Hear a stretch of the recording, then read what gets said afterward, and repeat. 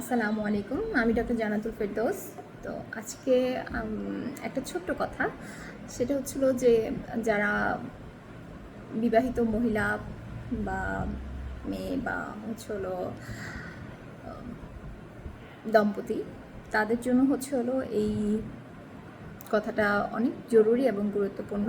আপনারা প্লিজ এটা মনে রাখবেন এবং আশা করি যে পরবর্তীতে যারা এই পদক্ষেপ নেবেন তারা অন্তত এই কথা চিন্তা করে হলো এই পদক্ষেপ নেবেন না।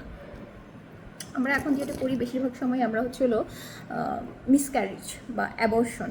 মিসক্যারেজ হয়ে গেলে সেটা তো অন্য বিষয়, নানান কারণে মিসক্যারেজ হতে পারে, অনেক কারণে মিসক্যারেজ হয়, সেটা আমি আরেকদিন আলোচনা করব।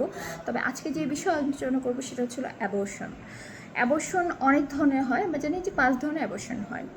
তো এখন সেই 5 ধরনের অ্যাবর্শনের মধ্যে যদি সেটা প্রাকৃতিকভাবে ন্যাচারাল ওয়েতে যেটা হয়, যদি হয়ে যায়, যেমন থ্রেটেন অ্যাবর্শন, মিসড অ্যাবর্শন, দেন হচ্ছিল আপনার লাইটেড ওভাম, ইনকমপ্লিট অ্যাবর্শন বা কমপ্লিট অ্যাবর্শন, এগুলো তো আমরা হচ্ছিল সবাই জানি যে কোনটা কিসের মধ্যে পড়ে। তো ন্যাচারালি যেগুলো হয় সেগুলো হচ্ছিলো আমরা হয়তো বা হচ্ছিলো ধরবো না। আমরা যেটা ধরবো সেটা হচ্ছিলো যে অ্যাবর্শন সেলফ, মানে আই মিন আমরা নিজের থেকে যেটা করি, যে নিজের থেকে যে অ্যাবর্শনটা করাই, যে আমার 2 বাচ্চা আছে, ডাক্তার আপা আমার হচ্ছিলো 3 বাচ্চা, আমি 3 বাচ্চার মা, আমার আগে 2টা সিজার হয়েছে, আমি এখন আর বাচ্চা নিতে যাচ্ছি না।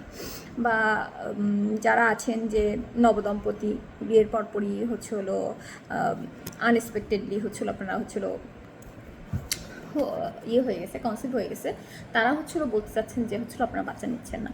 বাট এই যে হলো জিনিসটা, বাচ্চা ফেলার ব্যাপারটা, আপনারা কি করেন যে হলো চলে যান হচ্ছিলো ফার্মেসিতে গিয়ে একটা সস্তা কিট খেয়ে বাচ্চা নষ্ট করে ফেলেন, এবং বাচ্চা নষ্ট করে ফেলার পরবর্তী পর্যায়ে আপনারা হলো ডাক্তারের শরণাপন্ন হন।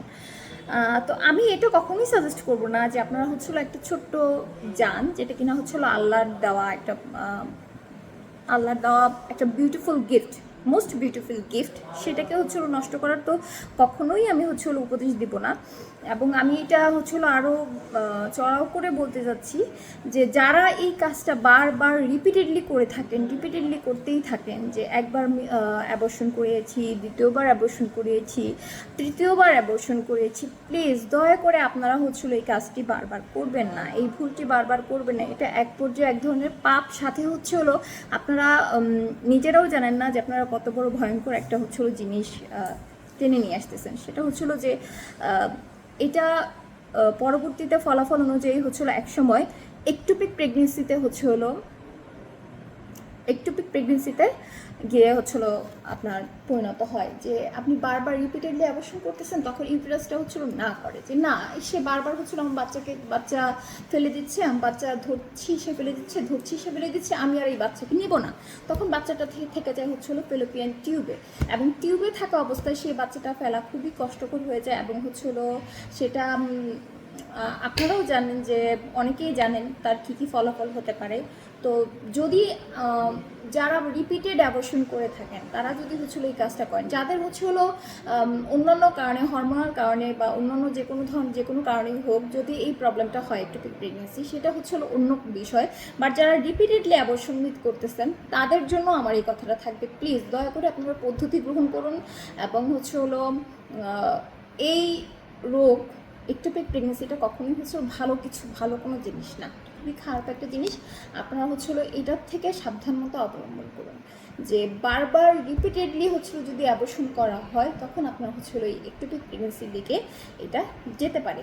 তাই আমি সবার কাছে সকল নবদম্পতি হোক বা যাদের 3টা 4টা 5টা বাচ্চা থাকুক বা যাই থাকুক না কেন, আমি আপনাদেরকে একটাই সাজেশন দিব, আপনারা হচ্ছে পদ্ধতি গ্রহণ করুন। দয়া করে বারবার রিপিটেডলি অ্যাবর্শনের দিকে যাবেন না, এটা আপনার স্বাস্থ্যের জন্য ক্ষতিকর, আপনার পরবর্তীতে আপনার মৃত্যুর ঝুঁকি থাকতে পারে, আপনার যে কোনো ধরনের সমস্যা থাকতে পারে। এবং যদি কেউ এই ব্যাপারে জানতে চান, আমাকে ইনবক্স করবেন বা হলো কমেন্ট সেকশনে জানাবেন, আমি সে সম্পর্কে ধারণা দিয়ে দিব। বাট তবে আমি আবারও শেষবার মতো রিকোয়েস্ট করব যে আপনারা দয়া করে কখনো এভাবে ফার্মেসি থেকে কিট খেয়ে এভাবে বারবার রিপিটেডলি অ্যাবর্শনের দিকে যাবেন না, সেটা আপনার স্বাস্থ্যের জন্যই ক্ষতিকর হবে। ধন্যবাদ।